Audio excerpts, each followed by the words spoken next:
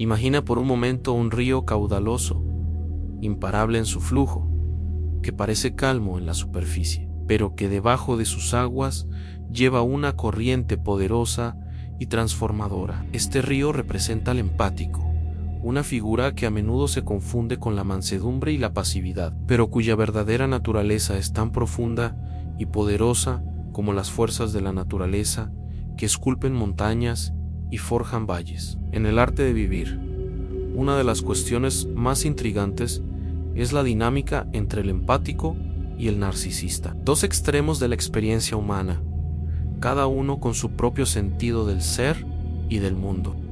El narcisista, un ser que se alimenta de la admiración y el reflejo de los demás, parece invulnerable en su autoengrandecimiento. Sin embargo, como una escultura de mármol que se erosiona lentamente con el tiempo, su fortaleza es solo superficial. El narcisista depende de la validación externa para sostener su identidad, mientras que el empático en su esencia busca comprender y conectar, pero lo hace desde un lugar de auténtica introspección y sensibilidad. ¿Por qué entonces el empático harto se convierte en una figura más peligrosa de lo que el narcisista jamás pudo imaginar? La respuesta radica en la profundidad del alma humana, en la capacidad del empático de trascender su propia naturaleza cuando finalmente se rompe el dique de la paciencia. Cuando el empático se harta, es similar a un volcán que ha estado acumulando presión durante siglos, aparentemente inactivo,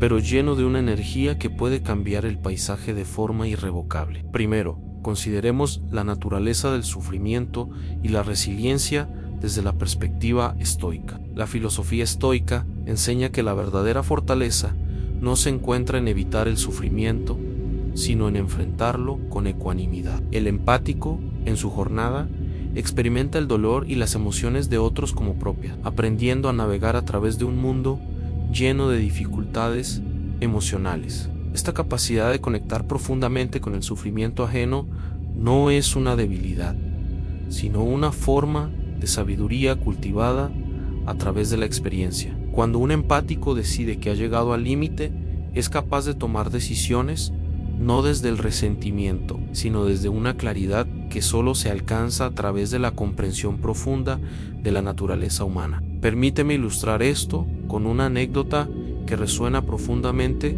con el ideal estoico de la tranquilidad y la acción decidida. Imagina un hombre llamado Lucio, un empático que ha pasado años en una relación con un narcisista. Durante mucho tiempo, Lucio ha sido el soporte emocional, el que comprende y perdona, el que ofrece amor incondicional. Sin embargo, llega un momento en que Lucio se da cuenta de que su paciencia y comprensión han sido explotadas. Desde la perspectiva estoica, Lucio ha alcanzado un punto de reflexión serena. En lugar de reaccionar con ira, Lucio decide reorientar su vida, no desde el deseo de venganza, sino desde el deseo de libertad y verdad. En este acto de liberación, Lucio no solo se empodera a sí mismo, sino que desafía al narcisista a confrontar la realidad de sus propias acciones. El segundo aspecto a considerar es la transformación interna que experimenta el empático cuando se harta. En el núcleo del estoicismo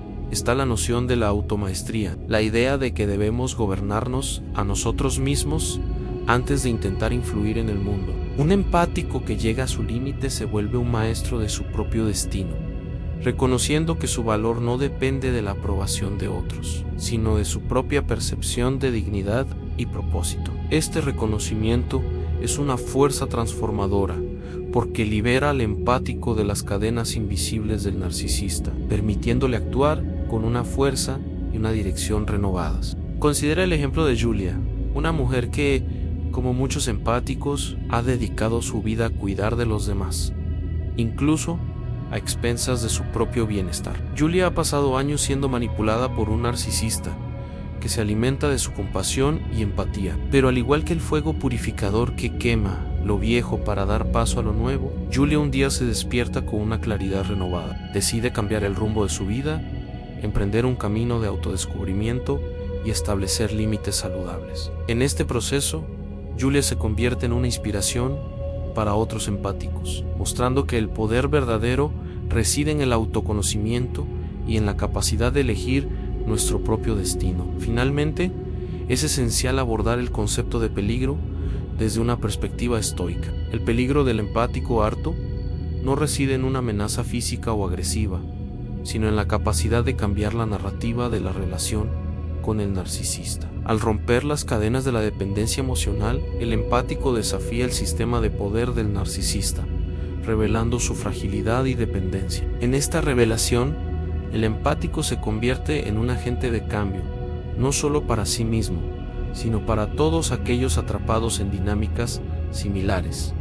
Imaginemos a Marco, un joven empático que trabaja en un entorno tóxico, dominado por un jefe narcisista. Durante años, Marco ha sido el empleado modelo, siempre dispuesto a complacer y evitar conflictos. Pero un día, Marco decide que ya es suficiente. En lugar de confrontar directamente al narcisista, Marco comienza a establecer límites claros, a decir no cuando es necesario y a buscar oportunidades que valoren verdaderamente su contribución. En este proceso, Marco no solo transforma su propia vida, sino que también inspira a sus compañeros a seguir su ejemplo, desafiando colectivamente la cultura tóxica de su entorno laboral.